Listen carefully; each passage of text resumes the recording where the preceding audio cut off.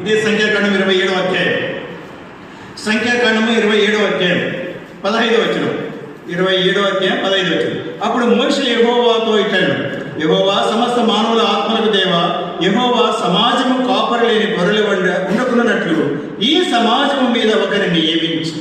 ఇది ఎన్నో స్టెప్ అండి? ఇది ఎన్నో స్టెప్? Leaders, preachers, priest.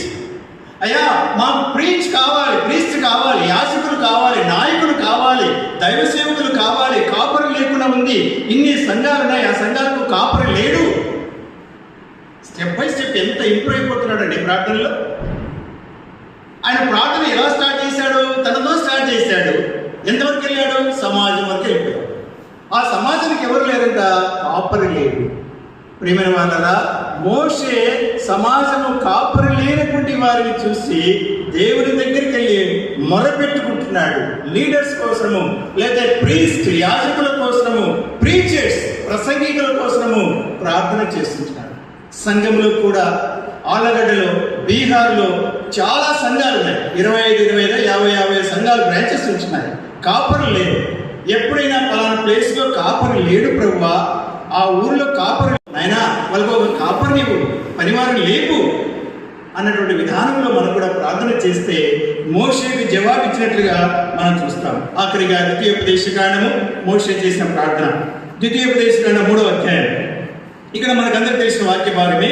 ద్వితీయోపదేశకాండం 3వ అధ్యాయము 23వ వచనంలో, ప్రభువా నేను కూడా కనాను దేశంలో ప్రవేశిస్తాను ఆయన, ఒక్కసారి నాకు పర్మిషన్ ఇయ్యని అడిగితే దానికి మాత్రం పర్మిషన్ ఇవ్వలేదు దేవుడు. ఇన్ని ప్రార్థనలకు జవాబు వచ్చింది, లాస్ట్ అడిగినటువంటి కోరికకు జవాబు రాలేదు. 23 ద్వితీయోపదేశకాండం 3వ అధ్యాయము 23. మరియు ఆ కాలంలో నేను యెహోవా ప్రభువా నీ మహిమను, నీ బాహుబలమును నీ దాసునికి కనుపరచ మొదలుపెట్టినావు. ఆకాశమందే కానీ భూమి అందే కానీ నీవు చేయి క్రియలను చేయగల దేవుడెవడు? నీవు చూపు పరాక్రమను చూపగల దేవుడెవడు? నేను అద్దరికి వెళ్ళి యోర్దాను అవతలున్న ఈ మంచి దేశమును, మంచి మన్యమును, ఆ లెబానోనును చూచినట్లు దయచేయమని ఏం చేశాడ? మొరపెట్టుకున్నాను. అప్పుడు బతిమాలుకున్న యెహోవా మిమ్మును బట్టి నా మీద కోప్పడి నా మనవి వినకపోయాను. దేవుడు దేనికి జవాబు ఇవ్వాలి? దానికి జవాబు. ఇన్ని రకాలైన ప్రార్థనలన్నిటికీ జవాబిచ్చాడు. ఆఖరిగా ఆ పైన కొండ మీద నిలబడుకొని, ఆ పర్వతం మీద నిలబడుకొని అవతల ఏముండో చూసేస్తాడు. దీని అర్థం ఏమో తెలుసా అండి? దీని అర్థం ఏమో తెలుసా? ఏదైనా తోటలో అవ్వ కూడా అందమైన దాన్ని చూసి, రమ్యమైన దాన్ని చూసి, కమ్మదైన దాన్ని చూసి ఏమైంది? కొరక వేసుకుంటుంది.